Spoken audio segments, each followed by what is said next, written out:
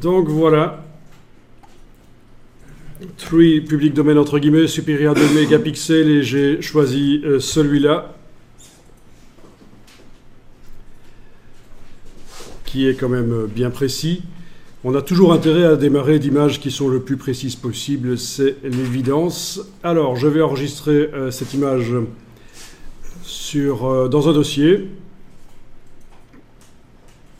que je vais appeler détourage par silhouette, mais vous pouvez donner le nom que vous voulez. Parce qu'en fait, c'est ce qu'on va faire aujourd'hui, c'est sortir des éléments en se servant de leur propre silhouette.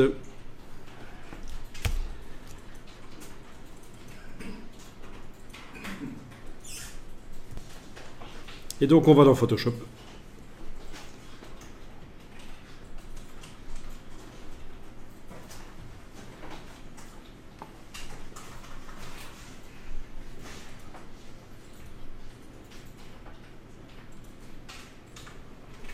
Et vous ouvrez l'image.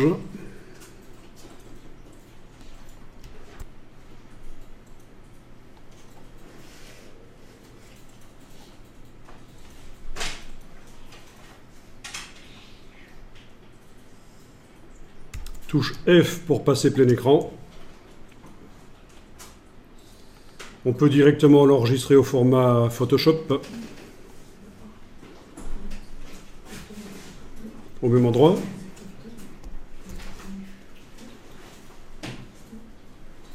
Voilà.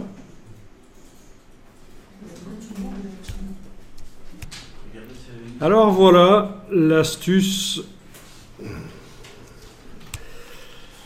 Alors, on va regarder dans la palette des couches, et ça vous rappelle vaguement quelque chose, on l'avait fait pour le feu d'artifice.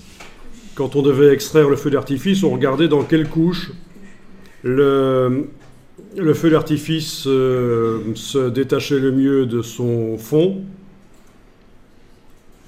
Eh bien, ça va être le même principe ici. Dans la palette des couches, je clique sur chacune des couches, le nom de chacune des couches l'une après l'autre, et je regarde dans quelle couche l'arbre se détache le mieux de son fond en silhouette, tout en conservant du détail. Ben ici, c'est évident, c'est la couche bleue.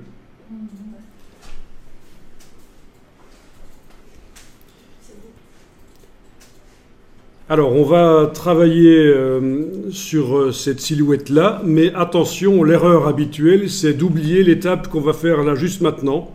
Donc, ne l'oubliez pas quand vous referez cet exercice. C'est-à-dire, il faut dupliquer la couche bleue en prenant sa vignette et en l'amenant sur le bloc de feuilles.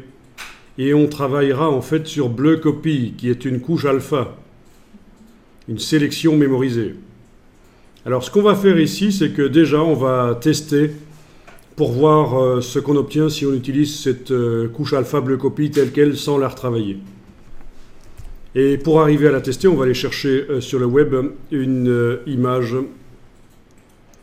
Je vais aller chercher l'image d'un désert parce que c'est uni, c'est des couleurs unies. Et s'il y a des problèmes dans les sélections, ça se voit tout de suite en fait. Donc, désert, public domaine supérieur à 2 mégapixels. Voilà. Alors, je vais éventuellement essayer celui-ci.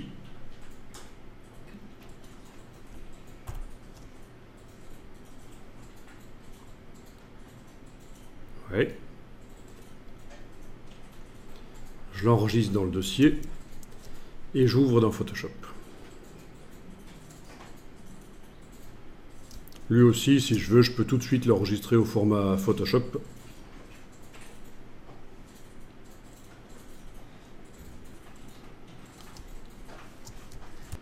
Alors, je ne sais pas pourquoi, il y a des formations où on vous explique que dès que vous ouvrez une image, il faut, dans la palette des calques, double-cliquer sur le calque pour le convertir en calque 0 dont on peut modifier la transparence. Mais moi, je ne vois pas trop l'intérêt de le faire tout de suite dès qu'on a ouvert l'image. Vous voyez dans la palette des calques, l'image du désert, on ne sait pas modifier sa transparence. C'est une sécurité de Adobe. Parce que certaines personnes pourraient modifier la transparence et voir quelque chose sur écran, et quand on l'envoie vers l'imprimante, on n'obtient pas la même chose en fait. Donc, faites pas ça, hein, ne double-cliquez pas systématiquement sur le calque d'arrière-plan. C'est une sécurité de Adobe pour éviter d'avoir des décalages entre ce qu'on imprime évidemment et ce qu'on voit sur l'écran. Et c'est surtout, ça s'adresse surtout aux débutants, ce problème.